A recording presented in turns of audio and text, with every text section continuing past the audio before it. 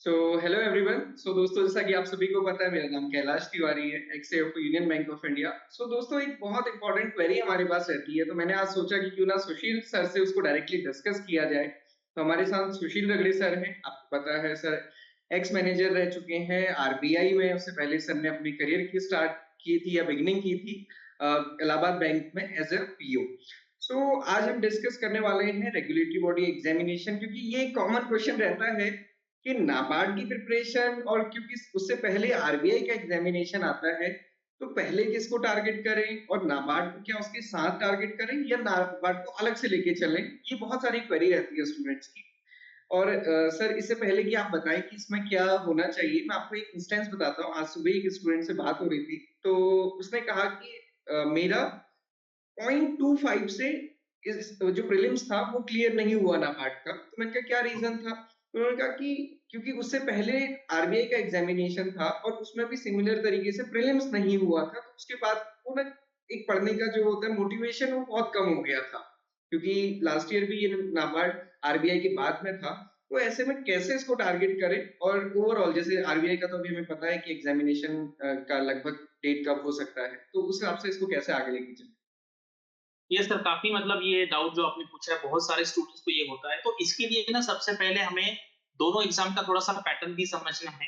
Eligibility जो है वो तो आप सबको तो पता ही होगी कि हम्म। वेदर यू आर एलिजिबल और नॉट, वो तो पहले देखना ही देखेंगे।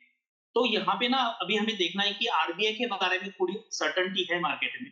जैसे हम्म। अभी जितनी इन्फॉर्मेशन अवेलेबल है उससे हमें ये पता चलता है कि 6 मई को हमारा प्रीलिम्स होगा आरबीआई का। और हुँ, उसके बाद 11 जून को हमारा मेंस होने वाला है जिसको फेज 2 कहते हैं। हुँ, तो अगर आप आरबीआई और नाबार्ड का अगर देखेंगे सिलेबस देखेंगे, मान लीजिए फेज 2 का, हाँ, तो क्योंकि आरबीआई में क्या है, प्रीलिम जो है आरबीआई का वो नॉर्मल है, मतलब आप जो बैंकिंग के एग्जाम देते हैं क्वांट इंग्लिश रीजनिंग जीए, वो प्लेन मतलब पूरा प्लेन है आरबीआई का प्रीलिम्स या फेज 1 कह सकते हैं। लेकिन नाबार्ड का जो प्रीलिम्स है जो फेज 1 है वहां पर क्यूआरई तो है ही है, मतलब क्यूआरई है, जीए है, वहां पर कंप्यूटर है, डिसीजन मेकिंग है, एंड उसके बाद ईएसआई एंड एआरडी है। हुँ, और लेकिन जो कट ऑफ है, मतलब जो सिलेक्शन होता है बच्चों का, हाँ, वो तो सिर्फ ईएसआई, एआरडी एंड जीए के बेसिस पे होता है। तो ये जो सब्जेक्ट्स है ना, ये आरबीआई में भी सब्जेक्ट्स है आपको, मतलब हाँ, आरबीआई में अगर आप ईएसआई अच्छी तरीके से करेंगे, एग्रीकल्चर तो आरबीआई में डायरेक्टली नहीं, एक छोटा टॉपिक है, लेकिन जो रूरल डेवलपमेंट का पार्ट है वो डायरेक्टली इनडायरेक्टली हम पढ़ते हैं। तो अभी अगर आप सीक्वेंस में देखेंगे, तो पहले हमारा आरबीआई का एग्जाम होने वाला है। हुँ, तो जो लोगों को दोनों को तैयारी करनी है वो पहले सिलेबस सामने रखे, कॉमन एरियाज वहां पे देख ले, अभी जो सामने एग्जाम है उस पर फोकस करे जो आरबीआई का है। और अभी मार्केट में कुछ लोगों ने ऐसे बताया है कि ये सितंबर में आएगा, कुछ लोग बोल रहे हैं कि अप्रैल में ही हाँ, नोटिफिकेशन आएगा, अप्रैल में आएगा तो फिर मई जून में उसका प्रीलिम्स एग्जाम। तो इसलिए थोड़ा तो back back of mind NABARD को रखना है, क्योंकि मैंने देखा है ना, जो लोग आरबीआई करते हैं, अगर उनका आरबीआई में होता है तो अच्छी बात है, अगर नहीं होता है, थोड़ा सा शॉर्टफॉल होता है, तो ना उनका वो पढ़ाई जो है वो इमीडिएटली नाबार्ड के एग्जाम में बहुत ज्यादा यूजफुल होता है। तो यस। दोनों के साथ में तैयारी करने में कोई हार्म मुझे तो नहीं लगता।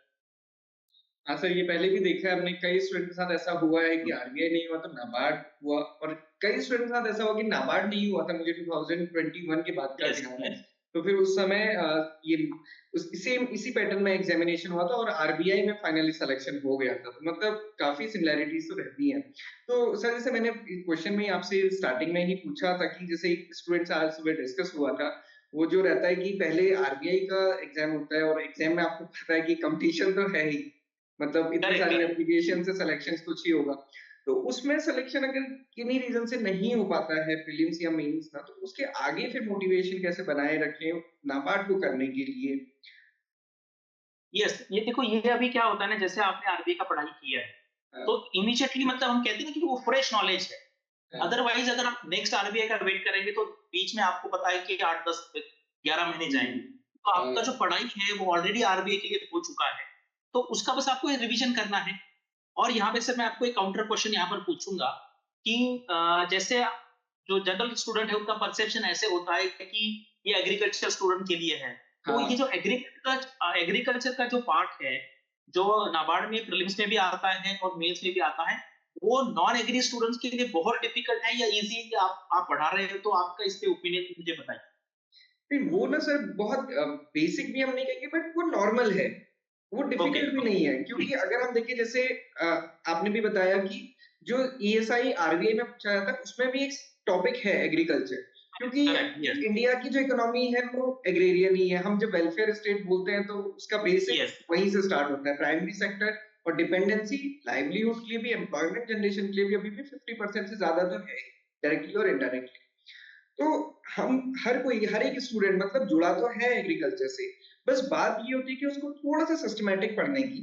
और जैसे कि कई बार ये मैं स्टूडेंट से डिस्कस भी करता हूँ कि जो सिलेबस में दिया है, सिलेबस में बहुत बेसिक दिया है कि जनरल एग्रीकल्चर, करेक्ट, फिर general yes, horticulture, general animal husbandry, मतलब बेसिक बेसिक। जबकि यस, हम जब ग्रेजुएशन में बहुत इन डेप्थ पढ़ते हैं हर एक सब्जेक्ट को, जैसे एग्रीकल्चर है उसके अंदर इकोनॉमी है, उसको बहुत डिटेल में हम पढ़ते हैं, बट यहाँ पे बेसिक होता है। यहाँ पे कोई क्रॉप प्रोडक्शन स्पेसिफिक नहीं पूछा जाता है, तो वो बेसिक होता है। तो जनरल का स्टूडेंट जो नॉन एग्रीकल्चर बैकग्राउंड से है, तो उसके लिए भी ये काफी मतलब नॉर्मल है। अगर वो एक बार पढ़ते हैं तो वो समझ जाएंगे, इसमें कोई भी टेक्निकल चीजें यस। नहीं है। ओके सर, तो यहाँ पे ना अभी कुछ दिन पहले जैसे नाबार्ड ने सारे स्टूडेंट्स के मार्क्स आउट हाँ, किए थे, बताओ। मैं टेलीग्राम चैनल पे डिस्कस कर रहा था, तो वहां पे मुझे काफी स्टूडेंट्स ने कहा कि सर हमारा जो कट ऑफ था ना वो तो निकल गया, लेकिन ना हाँ, लोगों का डिसीजन मेकिंग रह गया है। मतलब यस, लास्ट ईयर भी कुछ लोग मतलब 100 के आसपास मुझे लोगों ने कहा कि सर हमारा डिसीजन मेकिंग से कट ऑफ रह गया, इस बार भी 20-25 लोगों ने कहा। तो ऐसा क्या डिसीजन मेकिंग में प्रॉब्लम लोगों को क्यों आ रहा है, आपको क्या लगता है इसमें स्टूडेंट ने क्या, हाँ। मतलब हम बोलते हैं कि किस तरीके से इसकी प्रिपरेशन करनी चाहिए डिसीजन मेकिंग? एक्चुअली सर इसकी जो कट ऑफ है वो 1 मार्क्स रही, लास्ट ईयर भी ये ठीक ऐसे है, ही थी। अब यस, इसमें भी क्लियर नहीं होता, होता क्या है एक्चुअली इसमें, एक तो 10 क्वेश्चन आते हैं। और करेक्ट, जनरली कोई भी स्टूडेंट है, जनरल हम देखेंगे तो वो नॉन मैनेजमेंट बैकग्राउंड से थे। कुछ स्टूडेंट होते हैं जिनका बैकग्राउंड एमबीए रहेगा, तो यस, मैक्सिमम यस, स्टूडेंट, और एमबीए में भी वो ये वाला मैनेजरियल पार्ट नहीं कवर करते जनरली। ये यस, जो यस, डिसीजन मेकिंग है ये मैनेजमेंट का ही, जो मैनेजरियल एबिलिटी होती है, मैनेजर रोल रिस्पांसिबिलिटी, यस, उसी का एक करेक्ट, पार्ट है। तो होता क्या है स्टूडेंट्स के साथ, स्टूडेंट कुछ कुछ पढ़ के जाते हैं कहीं से, या जैसे हम भी कोर्स में प्रोवाइड करते हैं, स्टूडेंट कुछ पढ़ के जाते हैं। अब उसमें क्या होता है कि अगर थ्योरी पूछी है या फिर किसने करेक्ट, दिया और पर्टिकुलर कंपोनेंट पूछा, तो उसका एग्जैक्ट आंसर होता है। मतलब वो वैसा करेक्ट, नहीं है यस, कि हमको एक डिसीजन लेना है टाइप। तो वहां पे क्या होता है, स्टूडेंट को जो क्वेश्चन पढ़ने के बाद उसको एक इंस्टिंक्ट आता है कि ये आंसर हो सकता है।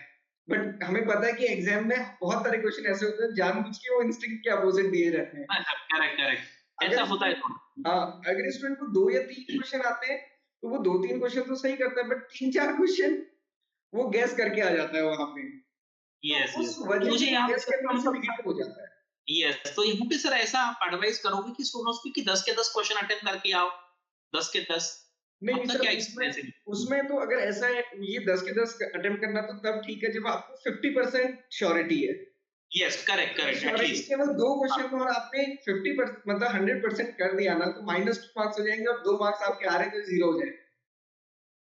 तो करेक्ट, इसलिए करेक्ट, इस है, वो तो है, इसलिए यस, 50% के बाद हमें देखना है। मैं तो नाबार्ड में कहता ही हूँ कि ये एक ऐसा एग्जामिनेशन है जिसमें आपको मास्टरी की जरूरत नहीं है। जो हम कहते हैं ना कि yes, jack of all trades master of none, कि यहाँ पे आपको करेक्ट, 50% करना है, फिर मेंस क्योंकि इंपॉर्टेंट है उसके लिए बहुत अच्छे से प्रिपेयर करना करेक्ट, करेक्ट। तो यहाँ पर अभी जो स्टूडेंट्स आरबीआई की तैयारी कर रहे हैं, सपोज अभी तो उसकी सर्टेनिटी है, तो ऐसे जो स्टूडेंट हैं जिनको मतलब नाबार्ड के आरबीआई के साथ नाबार्ड की भी तैयारी करनी है, तो उनको आप ये एडवाइस करोगे क्या कि अभी से राइटिंग प्रैक्टिस चालू करें या सिर्फ अभी आरबीआई का पढ़े और थोड़ा-थोड़ा एग्रीकल्चर पढ़ना स्टार्ट? है। सर मुझे तो ये हमेशा लगता है कि मतलब पहले तो हमारा फोकस प्रीलिम्स में होना चाहिए, बट क्योंकि अल्टीमेटली करेक्ट, हमारा टारगेट है कि हमें एग्जाम क्लियर करना है, यस, और यस, प्रीलिम्स तो क्वालिफाइंग होते हैं नेचर में। भले ही एआरडी, ईएसआई या जीए का पोर्शन ज्यादा होता है, मेरिट के लिए होता है अल्टीमेटली, यस, बट मेंस क्योंकि डिस्क्रिप्टिव है, तो हमें जो यस, वन वर्ड वाली नॉलेज होती है ना, उसकी जगह थोड़ा सा कंटेक्चुअल जो नॉलेज है, कि हमें बैकग्राउंड पता हो। अगर हम ग्लोबलाइजेशन बोल रहे हैं तो हमें सिर्फ डेटा ना पता कि करेक्ट, हमने करेक्ट, ईयर याद किया है, कौन सी गवर्नमेंट की ये याद किया है, एलपीजी रिफॉर्म किस पर, हमको पूरा कंटेक्स्ट उसका पता हो। क्योंकि हमने देखा इस बार ईएसआई में 3 क्वेश्चन थे उससे, 10 मार्क्स यस, में भी था, 15 मार्क्स में भी था। और क्योंकि वो सिलेबस का ही पार्ट है, पहले और दूसरे टॉपिक में ही ग्लोबलाइजेशन कवर हो जाता है। तो यस, साथ में मतलब कंटेक्स्ट को लेकर अगर हम साथ में चलते हैं ना, तो प्रीलिम्स भी कवर होता है और मेंस तो फिर साथ में हमारी हेल्प होती ही है उससे। तो मैं यस, तो यस। ये सर अभी सजेस्ट ना मैं करूँगा। एक ईएसआई और इसका क्लास ले रहा था आरबीआई के बैच के लिए, तो उसमें मैंने देखा कि जो हमारा इकोनॉमिक सर्वे है, अगर अच्छी तरीके से पढ़ेंगे ना, तो हाँ, हमें बहुत अच्छा कंटेंट मिल जाएगा कि जो ऑथेंटिक कंटेंट है गवर्नमेंट का, कुछ उसमें टेबल्स भी दिए हैं, कुछ नंबर्स दिए हैं, कुछ ट्रेंड दिए हैं, अगर आप इसका यूज करेंगे ना राइटिंग में, इंग्लिश के पेपर में भी हम कर सकते हैं, तो इससे काफी पॉजिटिव इम्पैक्ट होगा और इंटरव्यू में भी आप इसका रेफरेंस दे सकते हैं। तो ये यस। इकोनॉमिक सर्वे बजट है ना, ये मुझे बहुत मतलब रिलेवेंट लगता है। सब स्टूडेंट्स ने आरबीआई हो, नाबार्ड हो, सीपी हो, इनके लिए वो पढ़ना चाहिए। हाँ सर, ये तो मेरा पर्सनल एक्सपीरियंस रहा है, मैं 2016 से ये देख रहा हूँ। अगर हम करेक्ट। केवल एआरडी में एग्रीकल्चर की बात करें ना, न सिर्फ नाबार्ड के एग्जामिनेशन बल्कि किसी भी एग्जाम में जो आईबीपीएस कंडक्ट करता है, उसमें जनरली वो जो पूछते हैं ना, वो उसी चैप्टर से होता है, एग्रीकल्चर एंड फूड मैनेजमेंट जो चैप्टर है इकोनॉमिक सर्वे के अंदर। जैसे लास्ट ईयर का मैं बताऊं, 2022 में उन्होंने पूछा था कि जीबीए एग्रीकल्चर का कितना शेयर है total GDP, GBA agriculture, yes. तो वो 18.8 ना वहीं का डिजिट दिया है। करेक्ट। जबकि एग्जैक्टली कहीं-कहीं हमें एग्जैक्टली। थोड़ा डिफरेंस दिखता है। उसके अलावा उन्होंने 1-2 क्वेश्चन और पूछा, इवन जो लास्ट ईयर आरबीआई में रैंकिंग पूछी गई थी कि फिशरीज की रैंक कितनी हाँ है हाँ। ग्लोबली, वो भी वहाँ पे करेक्ट। मेंशन की हुई है। मतलब डायरेक्ट इकोनॉमिक सर्वे में है। हाँ। कोई ऐसा यस। क्वेश्चन नहीं होता डेटा का जो वहाँ पे नहीं मिलेगा। अदरवाइज़ करेक्ट तो करेक्ट। डेटा इकट्ठा करने में बहुत मेहनत लग जाती है। बट इकोनॉमिक सर्वे मुझे भी लगता है कि काफ़ी रिलायबल सोर्स है। यस, सो यहाँ पे अगर आप जब एग्रीकल्चर रूरल डेवलपमेंट का जब प्रिपरेशन करते हैं स्पेसिफिकली नाबार्ड के लिए, तो उसके लिए उसकी वेबसाइट देखना मतलब फायदेमंद है या नहीं है? मतलब आपका एक्सपीरियंस आप यहाँ पे शेयर कर सकते नाबार्ड की वेबसाइट तो फ़ायदेमंद है, बट मुझे लगता है कि वो ज़्यादा फ़ायदेमंद हमारे लिए मेंस के लिए और हैं। फिर यस। इंटरव्यू के लिए तो 100%। वो करेक्ट करेक्ट। बेनिफिशियल होती है। प्रीलिम्स में क्योंकि थोड़ा-सा ऑब्जेक्टिव ऑब्जेक्टिव रहता है, टू द पॉइंट रहता है, और क्योंकि जो जनरली वेबसाइट है उसमें उनकी फंक्शंस को ज़्यादा फोकस किया रहता है, जो उनके अचीवमेंट्स हैं उनको फोकस किया रहता है। प्रीलिम्स में तो उतना नहीं होता है, मतलब 1-2 क्वेश्चन हमें हेल्प हो सकती है कि कुछ स्कीम है अगर पर्टिकुलर नाबार्ड की। तो बट यस। मेंस के लिए, और क्योंकि मेंस में भी हम देखते हैं ना, जैसे आपने कहा कि रूरल डेवलपमेंट की स्कीम से पूछी जाती है, जैसे मनरेगा इतनी बड़ी स्कीम है, चाहे कोई भी एग्जामिनेशन एग्रीकल्चर का है या नहीं है, वो पूछा ही जाता है। तो यस सर, तो पर इसलिए एक एक यहाँ पे मुझे याद है कि लास्ट टाइम आपने ना एक फाइल का कंपाइलेशन किया था, मतलब आई हाँ, थिंक जो एग्रीकल्चर का एक 70-80 पेजेस का था, तो हाँ, इस बार भी आपका ऐसा कुछ प्लान है क्या उस तरीके से? क्योंकि ना बाकी स्टूडेंट को ऐसे लगता है कि यार मैं कितना पढूं, तो हाँ। ऐसा आपका कितने पेजेस बनाने का प्लान है इसमें कि अगर वो पढ़ लेगा कोई तो बेसिक एटलीस्ट सारे क्वेश्चन के एटलीस्ट आंसर दे पाए? वो सर, वो तो हमारा प्लान है कि शॉर्ट में, और एक तो क्या होता है ना, कई स्टूडेंट को, जैसे आपने अभी स्टार्टिंग में पूछा कि जो जनरल स्टूडेंट है जिनको एग्रीकल्चर का नहीं पता है, तो उनके लिए वो सिलेबस बहुत बड़ा लगता है। तो हम हमेशा कोशिश करते हैं कि एक तो समरी हो उसकी। यस। हम स्टैटिक पोर्शन की अलग समरी रहती है, और डायनामिक की अलग रहती है। तो दोनों यस। लगभग 100 पेजेस की एक रहती है, और उसमें हम वही टॉपिक रखते हैं जो सिलेबस में मेंशन है। इधर-उधर से पूछ करेक्ट। लीजिए फिर तो बहुत हो जाता है। और वैसे ही उसके लिए, और सिमिलरली ईएसआई में भी हम समरी प्रोवाइड करते हैं, स्टैटिक की भी, डायनामिक की, और उसको ना ईएसआई को जो सिंगल एक टॉपिक है, तो उसके लिए एक सिंगल एक लेक्चर, ताकि उसका ओवरव्यू मिल जाए उस पे। करेक्ट तो करेक्ट। अराउंड 12 टू 14 वीडियोस हो जाती हैं, वो लगभग 1 घंटे की। अगर इतना स्टूडेंट देख ले और उसके बाद समरी पे भी करे ना, तो उसको काफ़ी नॉलेज हो जाती है। फिर बाकी डिटेलिंग के लिए तो सारी चीज़ें हैं ही। तो करेक्ट ये करेक्ट। तो जो स्टूडेंट्स प्रिपेयर कर रहे हैं, तो इसलिए वो आरबीआई के साथ भी अगर करना चाहें तो कर सकते हैं ना पार्ट। यस, और सर यहाँ पे मैं एक स्टूडेंट्स को बताऊंगा कि जो लोग नाबार्ड में फाइनेंस के लिए एलिजिबल है, हुँ, फाइनेंस के लिए, तब फाइनेंस के लिए एलिजिबल है तो आप जर्नलिस्ट के लिए भी एलिजिबल है, तो मैं ऐसे स्टूडेंट को कहूंगा कि आप फाइनेंस से फॉर्म है, क्योंकि फाइनेंस। ना फाइनेंस में प्रीलिम्स का कट ऑफ तो इतना कम होता है, तो आप आज भी देंगे तो प्रीलिम्स निकल जाएगी आप हाँ, बहुत मतलब। और लोगों को क्या लगता है कि फाइनेंस में वैकेंसी कम है, जर्नलिस्ट में ज्यादा है, तो वहां पे अप्लाई करें। तो इस बार मैंने बहुत, हमारे स्टूडेंट काफी सिलेक्ट हुए हैं, तो उन्होंने मतलब फाइनेंस में ही मतलब अप्लाई किया है। और नाबार्ड फाइनेंस का अगर आप करेंगे ना, तो फिर आरबीआई का थोड़ा आपको ईएसआई में भी फायदा होगा, और जो नाबार्ड आरबीआई का जो फाइनेंस का पेपर है, फाइनेंस एंड मैनेजमेंट, वहां पे भी फायदा होगा। एंड इंटरव्यू में तो आपको दोनों का पढ़ाई मतलब यूजफुल होगा ही होगा, दोनों के इंटरव्यू के, तो वो एक देखना चाहिए। तो सर ये जो आपके जो सब्जेक्ट है जैसे एग्रीकल्चर रिलेटेड, तो उसमें बच्चों ने कैसा करना चाहिए? आपको क्या लगता है, जर्नलिस्ट में भरे या एग्रीकल्चर इंजीनियरिंग या बाकी एरिया में भरे जहाँ पे स्पेशलिस्ट नॉलेज लगता है? एक्चुअली क्या है कि जो एग्रीकल्चर और एलाइड ग्रेजुएट्स है ना, उसमें यहाँ पे ज़्यादा अपॉर्च्युनिटीज़ है as compare to okay. Finance. Finance के लिए तो 2 ही ऑप्शन है, या तो फाइनेंस या फिर general. But yes. Agriculture student की क्या है, कभी लैंड डेवलपमेंट की वैकेंसी आती है, कभी यस। एग्रीकल्चर की आती है, और जनरल की भी। तो एग्रीकल्चर ग्रेजुएट 3 जगह एलिजिबल हो। यस। यस। तो करेक्ट। उसमें हमें क्या करना है, सबसे पहले मेंस का सिलेबस देखें, ओके। और जो तीनों में सबसे ईज़ी लग रहा है ना, उसको करना है। और मैं हमेशा ये कहता हूँ कि देखो, कितनी भी वैकेंसी होगी ना, चाहे 2000 हो, चाहे 200 हो, चाहे 20 हो, आपको तो एक ही सीट के लिए फाइट करना है। वो करेक्ट थोड़ा-सा करेक्ट। ध्यान रखना है कि चाहे कितना भी कॉम्पिटिशन मतलब जितनी वैकेंसी होगी ना, उतना ही मल्टीप्लाइड कॉम्पिटिशन भी होगा। यस तो यस। ऐसा तो और नहीं है कभी-कभी ऐसा भी होता है साइकोलॉजिकली, मैंने देखा लास्ट टाइम ना एक आईआईएससीएल का नोटिफिकेशन आया था। आई हाँ, थिंक 10-15 के आसपास वैकेंसी थी और सिर्फ 200 लोगों ने अप्लाई किया था ऑल इंडिया में। मतलब ऐसा ये होता है कभी-कभी कि यार हमें लगेगा सिर्फ 2 सीट है, कौन अप्लाई करेगा? तो ये आपको मतलब एक थोड़ा-सा कैलकुलेटेड गेस करके आपको रिस्क लेके अप्लाई करना चाहिए।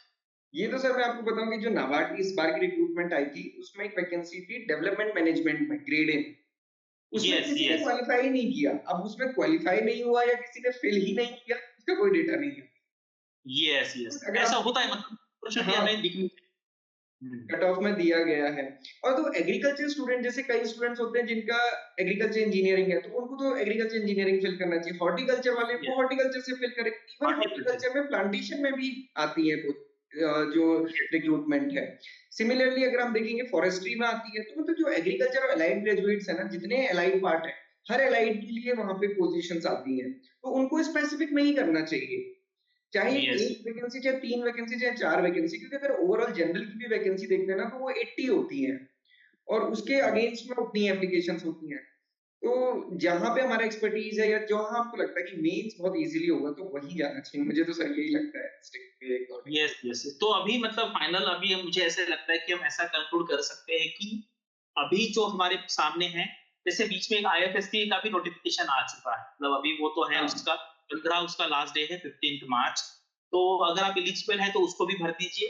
अभी आरबीआई है आपके सामने, वो कीजिए। उसका प्रिपरेशन करते रहिए, क्यूआरई प्लस थोड़ा-थोड़ा आप फेज़ 2 कर सकते हैं। और बीच में अगर नाबार्ड मान लीजिए जल्दी आता है अप्रैल में, तो आपको मतलब आप कोप अप कर पाएँगे, और अदरवाइज़ अगर वो सितंबर में जाता है तो आपको आप आरबीआई का प्रोसेस पूरा हो जाएगा। आपका आरबीआई में सिलेक्शन हो भी सकता है, नहीं तो फिर आप प्रीलिम्स क्रैक करोगे, मेंस करोगे, इंटरव्यू में आपका थोड़े से रह जाएगा, तो वो आपका जो फ्रेश नॉलेज होगा, उसका इमीडिएटली आप यूज़ कीजिए आपके नाबार्ड के। तो ये तो इस है। तरीके से आप कर सकते हैं। सर आप अपनी कुछ लास्ट वर्ड स्टूडेंट्स को यहाँ पर बताइए। हाँ, एक चीज़ मैं बोलना चाहूँगा सर क्योंकि नाबार्ड के एग्ज़ाम के साथ ना ये मिथ कहें या हम क्या कहें, ये बहुत अटैच होता है कि जो जनरल स्टूडेंट है जिनका ग्रेजुएशन दूसरे सब्जेक्ट में, उनको लगता है ये एग्रीकल्चर वालों के लिए है। Yes, agriculture yes. वालों को लगता है क्योंकि इसमें ईएसआई है, जीए है और वो जनरली एएफओ को टारगेट करते हैं, तो उनको लगता है कि हमारे लिए नहीं है। तो यस, अगर यस। एप्लीकेशंस में देखेंगे ना, 2021 में 70,000 एप्लीकेशन थी, लास्ट ईयर 60,000 एप्लीकेशंस आई और कम हो उसमें गई, कम हो गई। 30,000 ने डेफिनिटली। प्रीलिम्स दी था। मतलब वो यस। डिक्लाइनिंग मतलब डिक्रीजिंग ट्रेंड है। मतलब वो बाकी एग्जामिनेशन की तरफ नहीं है। तो मैं यहाँ पे यही कहूँगा सर कि मतलब दोनों ही स्टूडेंट में ना कि डायलेमा रहती है और वही जो आपने सिचुएशन बताई कि कुछ सीटों के चक्कर में हर कोई सोचता है कि मैं क्यों भरूँ हाँ, या फिर इतने में तो होना नहीं है, तो फिर कोई भी नहीं भरता, वही कंडीशन यहाँ पे भी मैक्सिमम टाइम होती है। तो करेक्ट, मेरा तो करेक्ट। मानना यही है कि अगर स्टूडेंट बहुत अच्छे से कवर करते हैं, टारगेटेड स्टडी लेके चलते हैं, किसी भी एग्जामिनेशन के साथ इसको प्रिपेयर करना ईज़ी होता है। Yes, yes. और अभी जो स्टूडेंट यहाँ पे देख रहे हैं, तो उनको अगर कुछ डाउट्स हैं तो आप कमेंट सेक्शन में पूछ सकते हैं, हम उसका भी रिप्लाई करेंगे। और अगर कोई एलिजिबिलिटी रिलेटेड, कोई प्रिपरेशन रिलेटेड, अगर आपको कोई कोर्स खरीदना है, कुछ डाउट्स पूछने हैं, तो हमारे जो नंबर है इंस्टीट्यूट के, आप वहाँ पर कॉल कीजिए। हमारे जो मेंटर्स है, आपको यहाँ पर डेफिनेटली हेल्प करेंगे। और हम इकोनॉमिक सर्वे एंड बजट है ना, उसके ऊपर हमने अच्छी समरी बनाई है, हाँ। उसकी भी लिंक हम दे देते हैं, तो वो आप डाउनलोड करके पढ़ सकते हो। सारे एग्ज़ाम के लिए वो यूज़फुल है। और वही कि यस, जो हमारा नाबार्ड से रिलेटेड सारा कंटेंट है या जितनी भी चीज़ें आपकी डाउट क्वेरी है, हमारा जो एग्री भी यूट्यूब चैनल है, वहाँ पे हम यस, रेगुलरली इस यस। पे डिस्कस करते हैं, तो वो आप देख सकते हैं। Correct, so correct. Okay. Thank you sir ये डाउट डिस्कस करने के लिए। तो ये Yes, मुझे yes. लगता है कि ये Thank discussion you, sir. Students के लिए काफ़ी अच्छा रहेगा sir. Yes. Okay. Thank you. All the best.